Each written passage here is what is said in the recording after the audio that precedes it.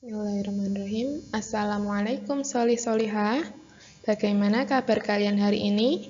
Semoga kalian dalam keadaan sehat dan tetap dalam lindungan Allah Subhanahu wa taala.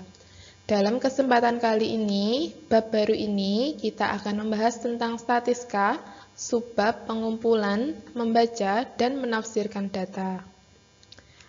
Ilmu statistika banyak digunakan dalam bidang apapun, contohnya dalam bidang bisnis, ekonomi, bahkan perdagangan pun akan menggunakan data.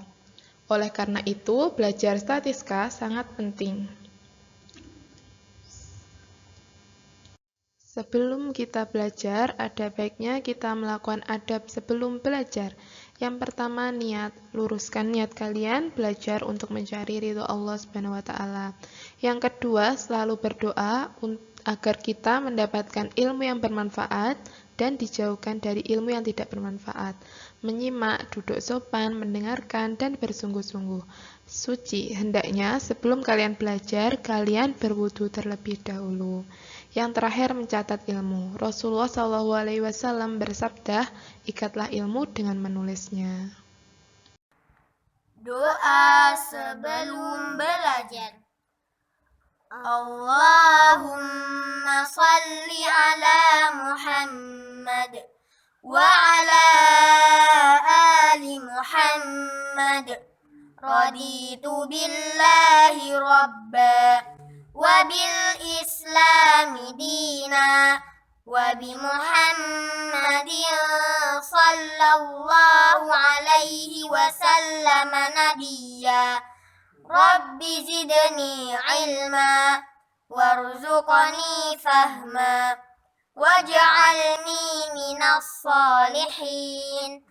Allahumma hdini li ahsanil akhlaq la yahdi li ahsaniha illa anta wasrif anni sayyi'aha la yasrifu sayyi'aha illa anta.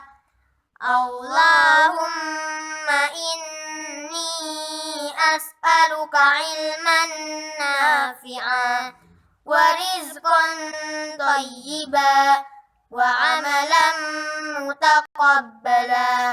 Amin ya rabbal alamin. Solih-solihah, pernahkah kalian mengukur tinggi badan kalian? Dan berapa tinggi badan kalian? Selanjutnya, apa itu pengumpulan data? Pengumpulan data adalah kegiatan mencari data yang berupa himpunan fakta, angka, huruf, dan grafik sebagai bahan baku informasi. Jadi, ketika kalian menanyakan tinggi badan kalian ke teman kalian, mengukur tinggi badan kalian, dan mencatat hasilnya, kegiatan tersebut termasuk kegiatan pengumpulan data. Jenis pengumpulan data. Yang pertama yaitu melakukan survei, yang kedua melakukan pengukuran langsung, dan yang terakhir adalah melakukan pengamatan langsung. Jenis pengumpulan data yang pertama yaitu melakukan survei. Melakukan survei adalah kegiatan mengumpulkan data dengan menggunakan kuesioner. Kuesioner berisi daftar pertanyaan yang ingin kalian ketahui. Contoh, kuesionernya berisi tentang nama, kelas, tanggal lahir, alamat, hobi, sekolah, dan warna kesukaan. Kalian juga bisa menambah atau mengurangi sesuai kebutuhan kalian. Yang kedua adalah kegiatan mengumpulkan data dengan cara melakukan pengukuran langsung adalah menggunakan bantuan alat untuk mendapatkan data. Contoh alat ukur yang bisa kalian gunakan yaitu pitameter untuk menghitung tinggi badan, stopwatch untuk menghitung waktu, termometer untuk mengetahui suhu, dan yang terakhir adalah timbangan untuk mengukur berat badan. Yang ketiga adalah melakukan pengamatan langsung. Pengamatan biasanya dilakukan secara berulang-ulang untuk mendapatkan hasil rata-ratanya. Ketika kalian ingin mengetahui jumlah mangga dalam satu pohon, maka tempat kalian mengamati adalah di kebun mangga. Dan ketika kalian ingin mengetahui kendaraan mobil yang lewat, tentu saja kalian harus melakukan pengamatan di jalan. Selanjutnya, kita akan membaca dan menafsirkan data. Data biasanya dalam bentuk tabel, diagram gambar, diagram garis, dan diagram batang. Yang pertama yaitu membaca dan menafsirkan tabel. Di sini Ustazah mempunyai tabel hasil dari ulangan harian matematika kelas 5 Abu Daud yang berjumlah 12 siswa. Yang ini kita sebut kolom, jadi ini ada 2 kolom, dan yang ini kita sebut baris. Dari tabel, kita bisa mengetahui informasi. Yang pertama, banyaknya siswa yang memperoleh nilai 90 ada 2 siswa. Banyaknya siswa yang mendapat nilai 80 ada 3 siswa. Nilai ulangan tertinggi adalah 90. Jika nilai 69 adalah KKM, maka siswa yang tuntas adalah siswa yang mendapat nilai 70, 80, dan 90. Yang jumlahnya ada 8 siswa. Bagaimana teman-teman? Cukup mudah ya untuk membaca tabel, untuk membaca data dalam bentuk tabel.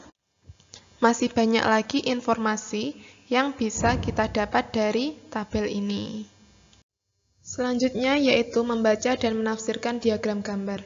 Di sini Ustazah akan sajikan diagram gambar hasil survei penduduk kelurahan ABC. Dari diagram gambar kita akan memperoleh informasi. Yang pertama, jumlah penduduk di kota A adalah 800 orang, jumlah penduduk di kota B ada 650 orang, dan jumlah warga yang paling sedikit ada di kota B. Karena kita ingin mengetahui jumlah penduduk, maka gambarnya di sini adalah orang. Jika kita ingin mengetahui jumlah mangga yang di kebun, maka gambarnya juga harus mangga. Jadi kita harus menyesuaikan dengan data yang akan kita sajikan. Bagaimana solih-solihah? Masih cukup mudah ya untuk membaca tabel, untuk membaca diagram gambar. Selanjutnya kita akan membaca dan menafsirkan diagram batang. Di sini Ustazah akan menyajikan diagram batang tentang hasil dari tes golongan darah kelas 6 yang berjumlah 30 siswa. Untuk diagram batang yang harus diperhatikan adalah judulnya, lalu ini garis jenis golongan darah, yang tegak yaitu jumlah siswa. Untuk membaca diagram batang kalian harus teliti ya soleh-solehah. Informasi yang diperoleh dari diagram batang adalah ada 12 siswa yang bergolongan darah A. Kita lihat tingginya sampai 12, berarti ada 12 siswa yang mempunyai golongan darah A. Selanjutnya ada 3 siswa yang bergolongan darah AB. Golongan darah paling banyak adalah golongan darah A. Karena apa? Karena golongan darah A yang batangnya paling tinggi. Yang terakhir, kita akan membaca dan menafsirkan diagram garis. Di sini, Ustazah mempunyai diagram garis tentang hasil dari survei warna kesukaan 24 siswa. Dalam diagram garis yang harus diperhatikan adalah titik-titiknya. Di sini, garis horizontal adalah warna kesukaan dan garis vertikal menunjukkan banyaknya siswa. Dari diagram garis, kita akan mengetahui informasi. Yang pertama, siswa yang menyukai warna merah ada 4 siswa. Kita perhatikan titiknya. Yang kedua, siswa yang menyukai warna kuning ada 4 siswa juga. Kita lihat ini titiknya sejajar, maka jumlahnya pun juga sejajar. Warna terbanyak yang disukai siswa adalah warna hijau. Jumlahnya ada 12 anak. Gimana teman-teman? Cukup mudah ya untuk membaca diagram yang disajikan. Selanjutnya, untuk tugas hari ini kalian kerjakan Tugas halaman 146 sampai 147, ayo berlatih 7.2. Yang kedua 148, ayo berlatih 7.3. Selanjutnya halaman 150, ayo berlatih 7.4. Terakhir yaitu halaman 152, ayo berlatih 7.5. Dikerjakan di buku paket kalian. Jika sudah selesai, silakan difoto dan dikirim ke Ustazah. Hari ini maksimal pukul 6. Jika ada yang belum paham, bisa ditanyakan ke Ustazah, bisa japri Ustazah. Doa sesudah belajar. Allahumma sholli ala Muhammad wa ala ali Muhammad. Allahumma inni a'udzu bika minal ajzi wal kasal wal jubni wal bukhl wal harami wa adzabil qabr. Allahumma ati nafsi taqwaha wa zakkiha anta khairu man zakkaha anta waliyuha wa maulaha.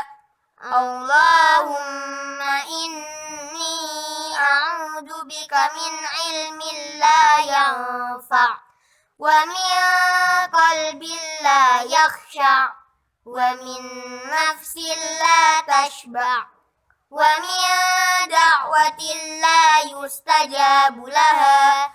Allahumma faqqihna fid din. Subhanaka Allahumma wa bihamdika asyhadu an la ilaha illa anta astaghfiruka wa atubu ilaik. Sekian pembelajaran tentang statistika kali ini. Apabila ada kekurangan, Ustazah mohon maaf. Jangan lupa kalian kerjakan tugas kalian. Wassalamualaikum warahmatullahi wabarakatuh.